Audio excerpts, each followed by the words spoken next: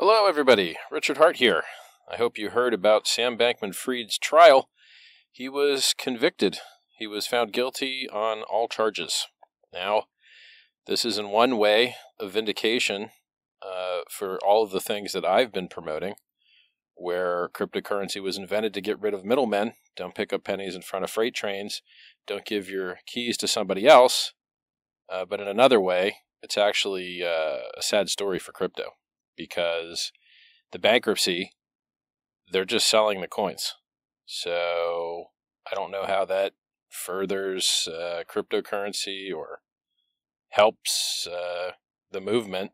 But yeah, so while it's nice that laws exist and they're enforced and sometimes people that do evil are caught, it's not so nice that they then dump on your head. It's not as great. Maybe there's some upside I'm not thinking about. Yeah, but in the end, when people celebrate cryptocurrencies going bankrupt, like so many that I've warned you about, I warned you about Celsius. They went bankrupt. Mashinsky's in jail. I faced them in live stream, told them, not your keys, not your coins. This industry was invented to get rid of middlemen. You're a middleman. You want to take people's custody away from them. And it's not really custody. That's something else I've been trying to get everyone to use better language. The language that we, people that were so early in cryptocurrency, have used to try and make it easier for new people to understand this, life-changing computer science breakthrough, cutting-edge technology, those shortcuts in language are now being used against the cryptocurrency industry. So when people wanted to understand, what's a wallet? Wallets don't actually exist. It's a lie. It's misleading. In the real world, a wallet is what you put physical things into. In cryptocurrency, there are no physical things. In digital assets, there are no physical things. They're digital. So you can't have a physical representation of something digital like a CD, but that's not what cryptocurrencies are.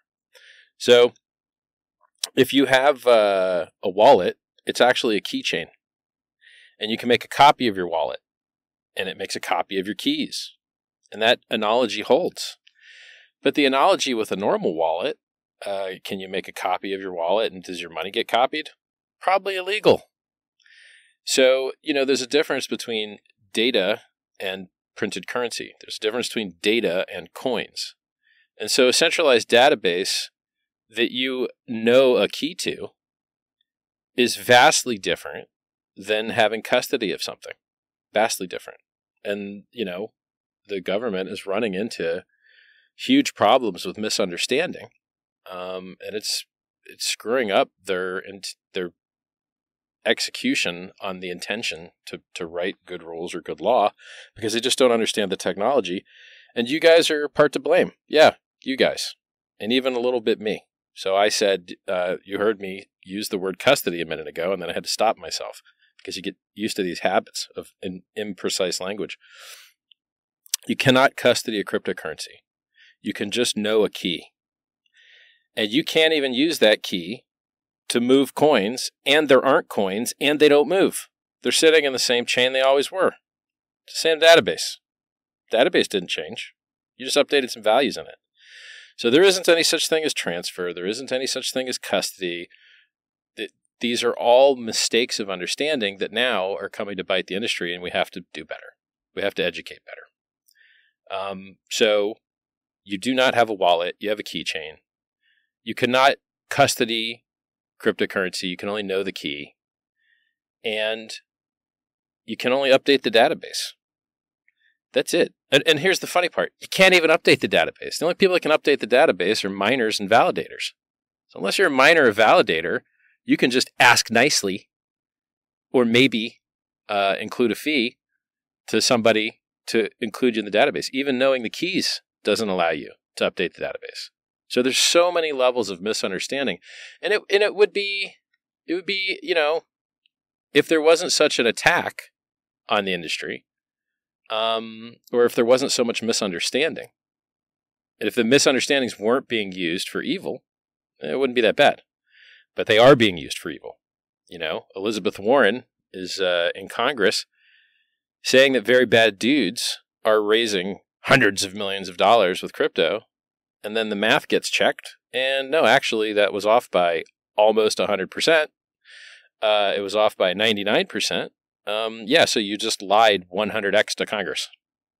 That's not good, you know? And who's responsible for that? In part, these people that for a living steal your privacy from you. That's not great. You have a right to be free of unreasonable search and seizure in the United States. It's called the Fourth Amendment. You have a right to privacy by the United Nations and signatories to their documents. You know, you can go on Wikipedia and look up your rights to privacy. You have a right to privacy, and you know who really, really understands the right to privacy? Governments. Because they do everything they can to keep stuff private from you. Which is funny, is they're public entities, but, you know, you're lucky that a Freedom of Information Act was even passed, and you're lucky that they reply with any documents because, man, governments love their privacy. So and anyone that ever doubts the value of privacy, you're like, well, okay, a couple things. One, I'll have your email password now. Two, I'd like to see your search history. Three, hey, take your clothes off. Let's see what's up. Why not? Since you don't think privacy matters. So if you don't think privacy matters, you're probably not a good human, and you're not in line with what the founding fathers enshrined in the documents that have allowed America to do as well as it has. So, yeah, privacy is a human right, and people that villainize it and demonize it so often have skeletons in their closet that come out when their privacy gets beat. So you're like, hey, isn't that weird? The people that hate privacy the most have so much to hide. Odd. So, yeah, in summary, Sam Bankman-Fried's conviction, probably good for justice. I'm not sure. You know, when you look at the United States and you think, here is a nation that has the highest rate of incarceration of any nation in the history of mankind, and you think to yourself, is that good? Because what happens to the people that get put in jail? You pay for people to guard them. You pay to feed them. You pay to house them. You pay to clothe them. You pay for a lot of stuff. They're no longer productive members of society, by and large. So incarcerating people, it might be good for the prison industrial complex, bottom line, profit, but it's probably not so good for society at large. And, you know, when you profitize people being in jail, you want repeat business as a company. So why would you, and they have a fancy word for this, it's called recidivism. I don't even know if I said it right. And it basically means that people that commit crime and go to jail are more likely to return and be repeat customers for the prison industrial complex. In the United States, there was actually a judge that went to jail in a scandal called Kids for Profit or something, where he would get paid by the kid that he sent to juvenile prison. If you can put a judge in jail, man, he must have really made some bad errors. And it happens, right? It's just like you saw in Ross Ulbricht's case, the FBI tried to steal his coins and flee the country. Literally. The FBI agents. People forget this. You're like, hey, wait a second. That's not enforcing the law. What's going on here? So I don't think that the Sam Bankman-Fried case it's a partial victory in that a bad guy isn't able to do bad as much as he was. So that's nice. It's not really a victory for the prices of those cryptocurrencies that are being dumped by the bankruptcy trustees. And it's not a victory for public awareness of crypto because everyone associated Sam Bankman-Fried with crypto. They could have as easily associated him with funding Democrats because that's what he did with so many hundreds of millions of dollars. I think it was hundreds of millions. Who knows? Maybe it was only decamillions. But he didn't get associated with funding Democrats. He got associated with crypto. It's really weird because he's the opposite of crypto. But it wasn't the opposite of donating, right? His donations spent as well as everybody else's donations. But, you know, the things he did with crypto were the opposite of crypto. Not your keys, not your coins. Don't pick up pennies in front of freight trains. And it's a little bit weird that you have that the Bahamas has to rely on the United States to do its law enforcement for it because, I'm not an expert, but I think that company was based in the Bahamas. Well, I begged you not to send your money to middlemen. I begged you to not pick up pennies in freight trains. I begged you to reduce your counterparty risk, which is why cryptocurrency was invented. And I've been shown right over and over and over and over again through all the failures, all the arrests, all the bankruptcies. While, mind you, the things I've invented that follow the true core principles of cryptocurrency, of decentralization, of self-reliance, of no middlemen, they've operated flawlessly for years. HEX has operated flawlessly for years while everything else around it has failed so often. PulseChain has launched and operated flawlessly for 5 months now. I don't know what you're supposed to do to win any harder. I think it's funny that people still listen to losers in cryptocurrency. If you are owed money by the FTX estate, you might not want to run your mouth about how to save people because you got yourself wrecked. If you are owed money from Celsius, you might not want to run your mouth because you got yourself scammed and you probably promoted it and probably got other people scammed, or at least didn't speak out as loudly against it as I did. I faced these people in person.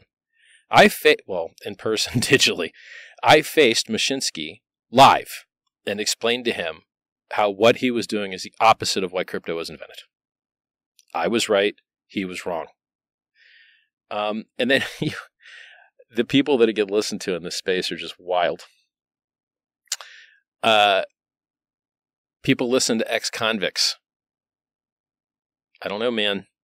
I don't want to be the guy. So first of all, I may have only known one ex-convict in my life. I haven't known many, but I knew one guy that was an ex-convict, and he was a nice guy. He was a good guy, that did some bad stuff. So I'm not an expert on ex-cons. I've maybe, to the best of my knowledge, known one in my life.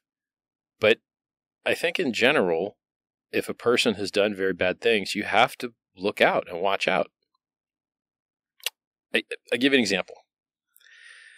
There's a tweet hidden on the Richard Hart Twitter somewhere about, giving people a second chance, but watching out because they might fall back into their old habits. There was a time when Ben Armstrong, promoted a lot of bad stuff or stuff that I wouldn't like.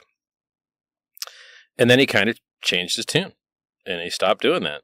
And he started trying to get, better laws passed. And he started to call out the, crap going on with the FTX. And he went down to the Bahamas and tried to investigate and tried to actually help people get screwed over less by the guy. And those were, I believe, honest endeavors. And so the tweet at the time was, people that did bad stuff can start to do good stuff, but you got to watch out because they can get back into bad stuff again. And so what happened with Ben is unfortunate because he fell back into drugs. And now, he's selling a paid indicator. And he's selling his Rolex and he's selling his Lambo. Or it might not even been his Lambo. I'm not sure the whole story on it. And so, we keep getting these kind of lukewarm, not so great examples of, look, Richard Hart was right again. But it's unfortunate that the things he's predicting are kind of a story that we've seen 1,000 times before. People, when tempted, very, very often will fall for that temptation. So it's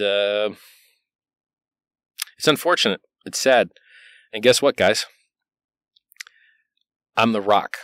I'm the giving tree. I am here. I am promoting the things that will make the world a better place. They are working. The things that I have invented or the ideas that I have come up with are working flawlessly. Nearly all of them. I called the Bitcoin top at 65K. Now it's 34K. I said, 2 weeks after the last Bitcoin top, Ethereum crashed. And then 2 weeks after my Bitcoin top call was right, Ethereum crashed. Ethereum's down 64, 65%. Bitcoin's down 50%. Everyone else told you Bitcoin was going to 100K. Now, I think Bitcoin will eventually get there. Now, I'm not a professional, I'm not a financial advisor. Do your own research. Not financial advice, all the litany of disclaimers I have to give you because my free speech is crippled. My First Amendment rights are being chilled and living in terror, as are everyone else on the internet, right? I did a hand washing video on how to wash your hands properly when COVID was busier, and got my channel banned. Okay, I guess I should have taught people how to wash their hands. Yeah, so I warned you about people falling into old habits. I warned you about counterparty risk and middlemen. You guys got all your coins jacked. Not that there are actually coins, your database values. It's going to be hard to upgrade this language in real time, man. It's easier to keep it right in writing, but in real-time language, it's a little bit harder. And, the industry is still full of scumbags. So let's take CoinMarketCap. Are they still lying about HEX's market cap? Yep. CoinGecko, still pretending that the coin doesn't have market cap? Yep. People, you're just like, it has been reported to me that people say things that don't make any sense, like, that Richard Hart, he disappeared. You're like, really? Am I not here? That's funny, because I wake up and I work really hard until I fall asleep, and I do it every day, and I don't take any days off, and I focus on getting things done, and I'm getting the results. And we have 2 weeks more on the IRS rule because I made it popular to comment on. And now I think it's got 40,000 plus comments, and I wouldn't be surprised if there was more. Now, I hope that those comments are relevant and substantive and not just copy-pasting the same crap, because I don't think 100 copies of the same thing is anywhere close to as useful as rotating through all the perspectives and presenting those perspectives in the most compelling light. Reading the same book 100 times probably isn't as good as reading 100 different books. You do democracy the best service by putting in effort, and copy and pasting the same crap as everybody else is not exactly effort. And now that you have artificial intelligence to help educate yourself and to research all of human knowledge instantly, and if you're running it locally, privately, I've written you the guides. I've given you the links. You can educate yourself faster and more efficiently, and even have it write you an essay about a topic to understand it. And you can have it write it in the voice of a Supreme Court judge. What better education do you want? It doesn't get better than that.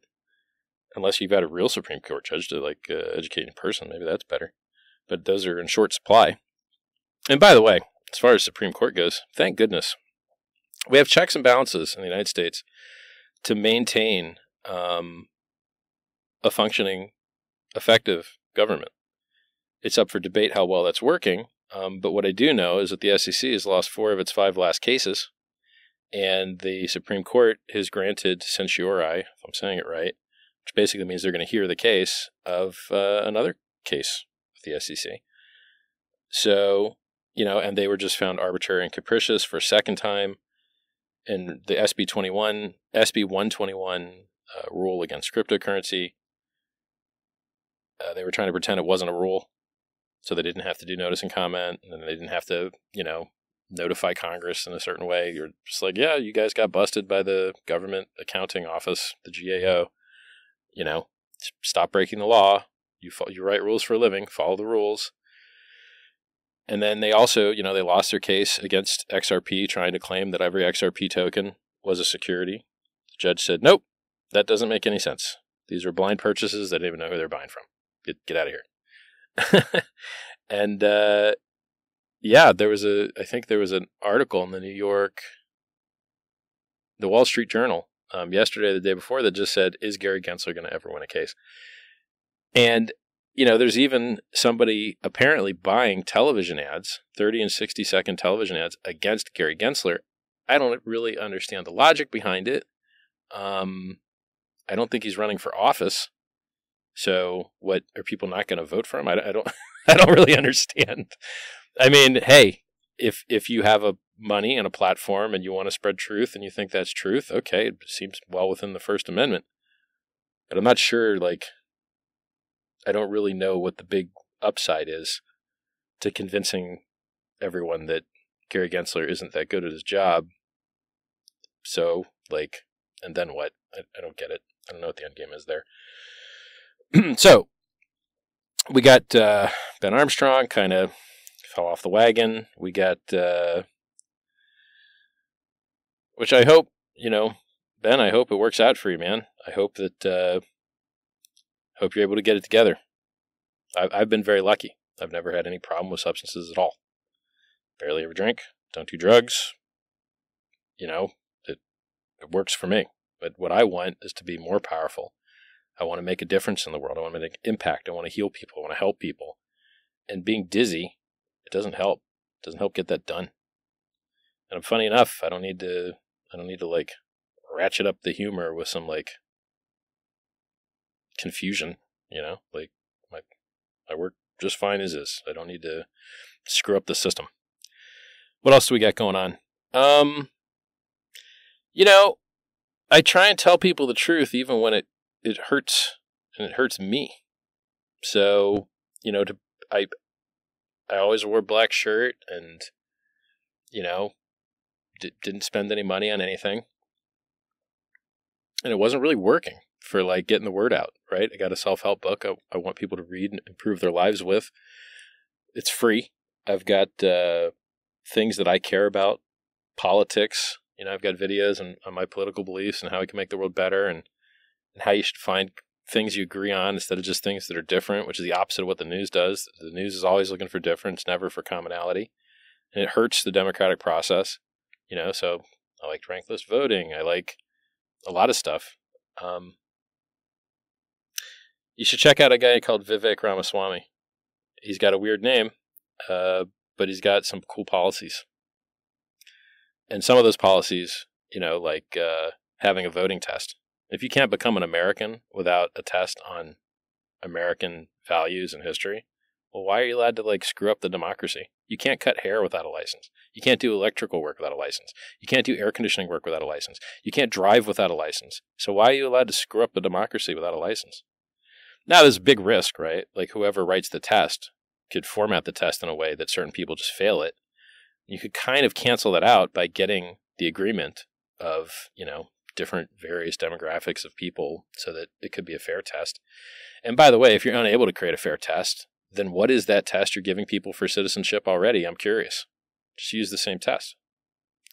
Now, obviously, I don't think that's ideal, but it would probably receive the least blowback. So if you have better voters choosing from a better pool of candidates, because I think they should get paid more, if you want your democracy to work well, it has to pay competitive rates to the private sector, period.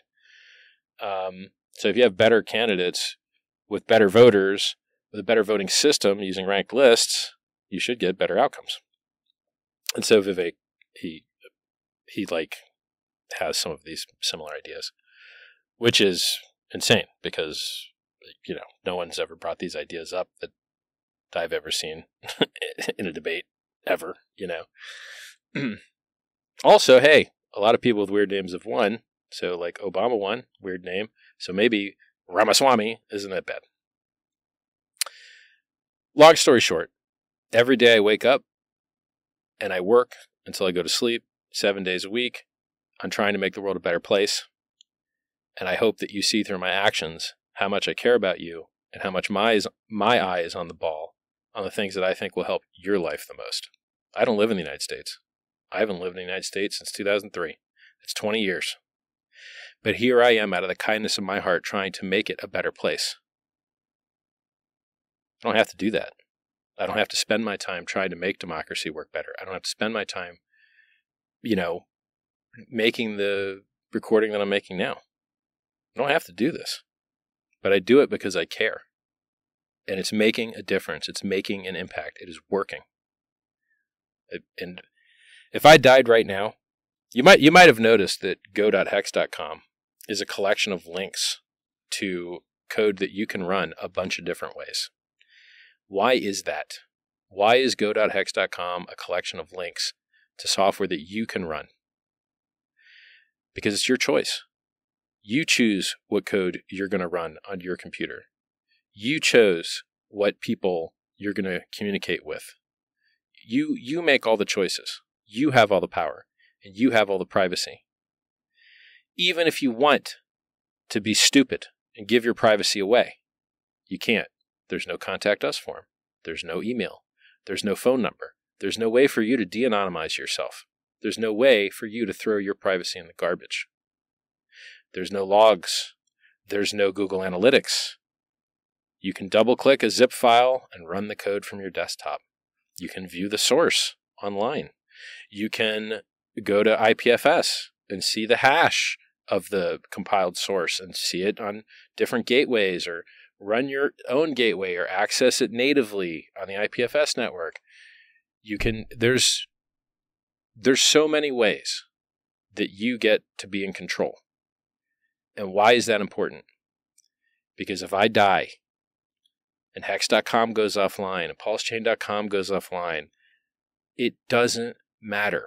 Now, I think that I won't be able to make the world a better place anymore if I'm dead. It's unfortunate. But your ability to run the code that you want won't be impacted. Because you have the code. You have the power. You are the network. It only exists because you will it into existence through your communication with your peers, your association with your peers, a truly decentralized, open source, peer-to-peer network. It's nice to brag about all the things that we're involved with and that, I've invented or founded that just work better than other things. So, for instance, yesterday or the day before, Uniswap went down. Why? Because some Cloudflare thing went down. Well, PulseX didn't go down. Now, why is that one part bad for Uniswap, one part good for Uniswap? One part bad because, hey, it'd be nice if your website just didn't go down. Hex doesn't go down. PulseChain doesn't go down. To the best of my knowledge, neither Hex nor PulseChain has ever been down. Ever. But almost every other website has. Microsoft, Google, Amazon, you name it. It's really good fortune and good design. So, I'm ragging on Uniswap a bit for a few reasons. One, they delist things. Two, I'm not sure how decentralized they are. Three, they're dumping tokens on people's heads. Now it's subsequent to some DAO vote or something. Four, they turned on a fee, a 0.5% fee on their front end. I mean, yeah, okay. That's the bad things. Here's the good things. They invented free and open source software that you can run on your own, and you don't really need to be flapping your lips and complaining about their front end going down because you can just run your own. So, on one side, it's like, hey guys, do a better job. And then the other side, it's like, hey, they did a pretty good job. Creating free and open source software is beautiful. PulseChain is free and open source software. Thanks, Ethereum. I think Ethereum is almost the most secure blockchain that exists. I think PulseChain is the most secure blockchain that exists. Now, does anyone care about security in crypto? Apparently not. But I do. I care. Which is why so few of my followers have money owed to them from FTX, or have money owed to them from Cred, or have money owed to them from Celsius, or have money owed to them from Voyager, or have money owed to them from the Winklevi twins, whatever crap they were shilling that was picking up pennies in front of freight trains. And now they have got a complaint against them. The government wants to screw them up. Yeah, it turns out when you lose people's money that you were entrusted with, the world gets angry at you. Guys, guess what? I feel great because I don't have your money. I don't have anything that I could do to your money. I don't have it. You have it. Your coins, your keys, your network. It's all you.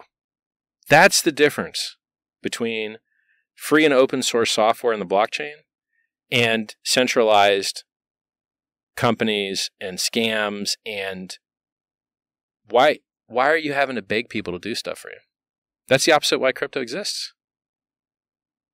Can I please get my money? Can I please send something? Can I please put the front end up, please? Oh, please.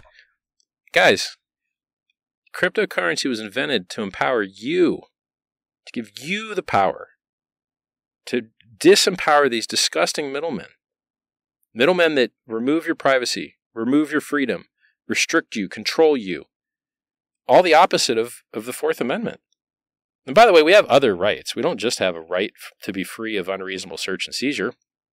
We also have a right to bear arms.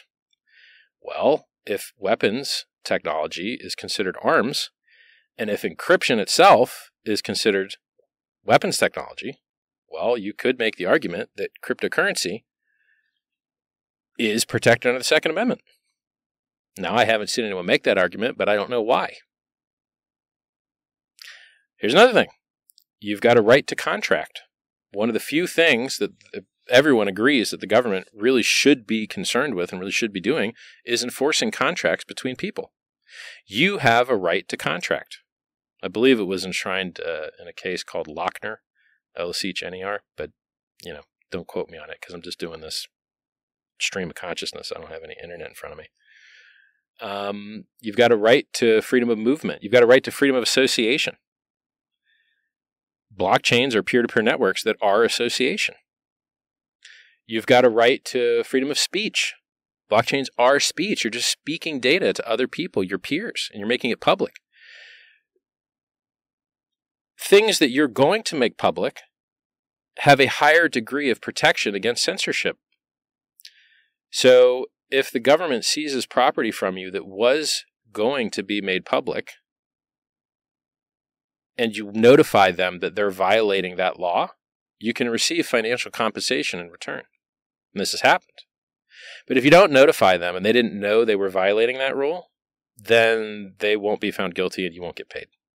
And so actually knowing your rights is important to, one, help these guys not break the law, and two, protect your privacy, and three, if your privacy is violated, receive financial compensation.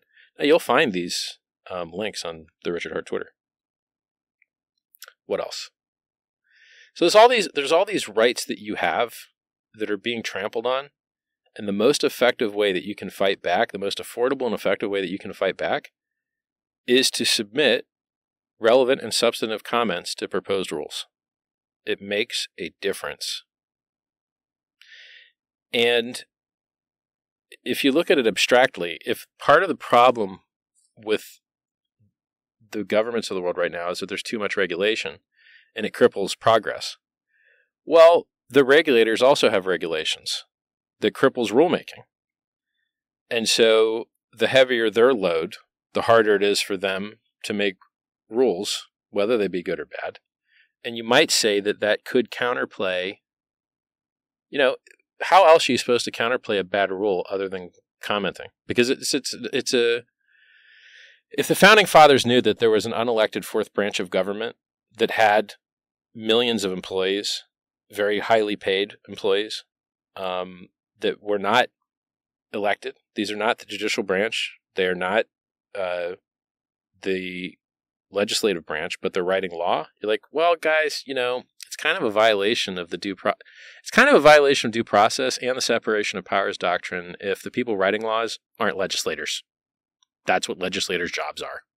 And it's an abdication of authority to just give, I see so many problems with what's going on. And it's great that the Supreme Court is fixing a lot of them. It's, because that's how checks and balances are supposed to work. But it's kind of a denial of service attack on the judicial branch when the chairman of the SEC says that if you're not losing cases, you're not bringing enough cases, which literally means that he's performing a denial of service attack on the judicial. He wants to lose more cases. His words. Man, that's not good. That's not good for America. Aren't you losing enough cases already? You're losing cases left and right. Do you really need to lose more? I mean, the Wall Street Journal just put out an article with the headline that said, "Will Gary Gensler ever win a case?" I think you're losing enough cases, man. And it's not like there's a shortage of scams is the funny part. There are so many scams that are blatant and obvious. And I point them out and I warn you, you know. I warned you about a scam called SafeMoon. It's down nearly 100%. And its founders are indicted, both criminally and civilly. I warned you. I did everything I could to protect you. I am quoted in the news as having warned you. And by the way, when I warn you about these things, all the people that are participating in those things insult me. When I warn you about the Bitcoin top, Bitcoin guys insult me. When I warn you about counterparty risk, Mashinsky insults me, blocks me. The Winklevice, everybody that I warn you about that says, I try and tell you to watch your butt, and I try and warn you, and I try and protect you.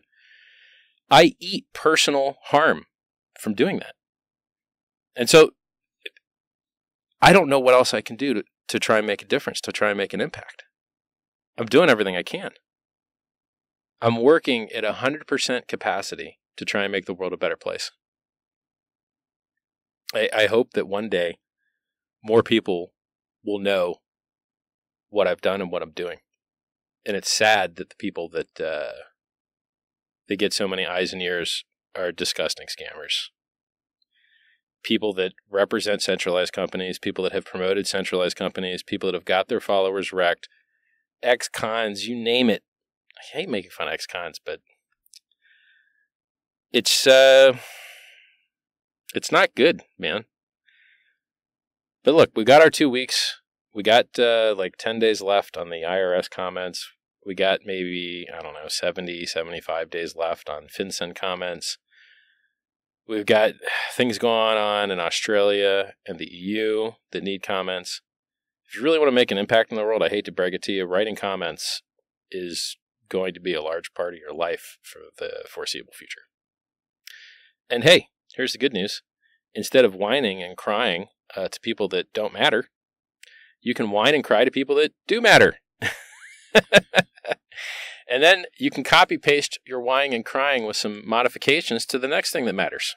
The world's not going to get better on its own. You really have to try hard to make it happen. And it's what we're doing. And it's working. Now, so what I tell you about the risk that I take to spread truth to you at personal cost to myself, telling you that this recent Bitcoin pump that we've had, I believe, for the perceived activation of a Bitcoin ETF and all the positive things the CEO of BlackRock has said, Bitcoin being a flight to quality, things like that. That's nice, right? And I would love to live in a world where cryptocurrency decorrelated from the stock market and from Rolexes and from exotic cars, and it just went on its own and it went to the moon and nothing else mattered. That'd be great. And there's a lot of people that I guess think that that's what's going to happen. They think that crypto is going to decorrelate from everything else, and that even if everything else goes down, crypto is going to go up. I don't believe that. Now, HEX decorrelated hard as heck. I think it went up 20 or 30x when I called the Bitcoin top back at 65K. Boy, Richard Hart, good job. Well done. Yes, thank you. I called that top like a boss, didn't I? The problem is, if the government sells the Finex coins from the Finex hacker, the Silk Road coins from the Silk Road hacker, if FTX dumps its, I think they've been authorized to do like 50 or 100 million in dumps a week.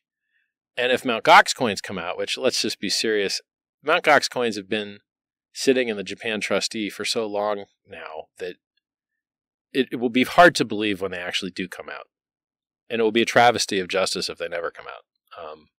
To wait a decade for your stolen coins to be unstolen from you is insane. It's really unfortunate. And the blockchain solves this, by the way, because when you don't give your keys and your coins to somebody else, they can't steal them from you. Or at least they're extremely less likely to do so. They'd have to hack your computer, and you'd have to have your keys in your computer and all this other stuff. Cryptocurrency solved this better than anything I'm aware of. The best solution to centralized entities getting hacked for your data, your phone number, your email, your access logs, your nudes, your crypto, your money. The best solution to all that is decentralization, period. And so people that use crypto directly solve the problem of middlemen stealing your stuff. Now, what risk do you still have? You've still got contract risk. You've still got, solar flare risk. The whole world could get nuked. Everyone's got that risk every day. You've still got to hide your seed words, make sure you don't have keylogger. But look, if it was that easy to get hacked in crypto, you'd actually see a lot more hacks. There's millions and millions and millions of users, and only a very small subset of them get hacked. So that speaks very well to the security of the system. So what are we talking about? Privacy, robustness, the core principles, trying to protect, half of this talk that I'm giving you here is to try and help protect you guys from more scammers. There are people that are owed money by FTX and own tokens in centralized companies and promote centralized companies that want to take your money from you and put it at risk. Man, I got to tell you, that picking up pennies in front of freight train stuff has worked out real bad a whole bunch of times. Maybe stop doing that. Bitcoin is the best performing asset in the history of man. Cryptocurrency is the best performing asset class in the history of man. Why do you need to screw that up by taking counterparty risk? Stop. It's the opposite of why cryptocurrency was invented. The things that I found, that if I die and all the sites go offline, don't matter. It doesn't matter because people are in the network. You have no expectations of profit from the work of others. There's nobody working for you. There's nobody handing you checks. You are the network. It is data, it is knowledge, it is speech, and it is you, and it is no one else. You and your peers, that's it. And all these other systems, they're not that way. Some guy can screw you out all your stuff. Well, stop doing that. Stop doing not crypto. Do actual crypto. Well, anyway, so me taking personal risk and eating slings and arrows of outrageous fortune to educate you and tell you the truth, I think that the stock market is going to crash. I think the everything bubble doesn't pop with a whimper. I think it pops with a pop. And, I think that house prices should go down as rates have to keep going up if they're going to hit their 2% target, which they seem to be very serious about wanting to do. And yes, it looks like there might be some short pause here, but how long can the pause be if there's still inflation and people can barely afford food and it's the most unlivable it's ever been? Now, when I say unlivable, I mean your ability to afford your home when you look at rent or mortgage costs is the worst it has ever been. The increases in rents and mortgages are the highest they've ever been versus the actual income potential of a human on average. That is not sustainable. And I don't really see it getting better without prices coming down. Now look, the way that this argument fails is if they give up on the 2% price target and they decide to go full on hyperinflation and get, Argentina style with it and just have 20, 30%, 100% a year inflation. And then, everybody's numbers can go up. Your actual wealth won't go up, but denominated in dollars, which are flying through the floor in value. Now here's the funny part. When I say dollars flying through the floor in value, it's not versus other currencies. The DXY dollar index is up versus other currencies. But your purchasing power to be able to buy, say, a cheeseburger or a house or a car or almost anything else is pitiful. And so the dollar will gain strength versus other currencies, but it will lose value against almost anything else. And the thing I try and teach you that almost no one else in the world will teach you or can teach you is inflation is just a measurement of how much money has been printed versus how much stuff there is. Now, I will add a little nuance there. Credit is money. It spends the same. So if you say, hey, I'll paint your house if you give me $100, and then you give me the 100 and then I paint your house, okay, one house got painted and $100 got transacted. But in actuality, I could have accepted the money after I painted your house. And then $200 existed because $100 of work got done and then the other 100 was still there. And so credit actually creates money. And, one of these things that you see in the charts when you research them historically is that the stocks have dropped after the Fed has pivoted to lower rates.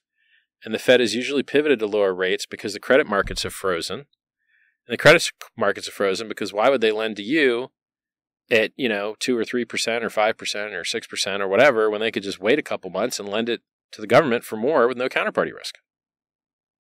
They have the value of the currency risk. Can you imagine how many? I think that there's trillions of dollars of people that bought government bonds at single-digit and lower percent returns, which was a bet that the government would never, ever raise rates from near zero. Man, did that bet work out poorly for those guys. You would have been better sitting in cash, homies. And then these are the guys that are going to try and tell you what you should do with your money. A country that is bankrupt is going to tell you what you should do with your money. Bankers, go look at the index of bank stock prices. They're demolished. And why shouldn't they be? Because they gave all their money to the government at 0% rates, and nobody wants that 0% paper when they can go get big return paper from the government. You can get a 3-month T-bill for 5% return annualized. So it's good talking to you guys. I want you to know I'm looking out for you. I care about you. You matter tons to me. Please try and make the world a better place. The game is about robustness, privacy, security, decentralization, and relevant and substantive comments. I wish you guys the maddest of gains. I'll talk to you later.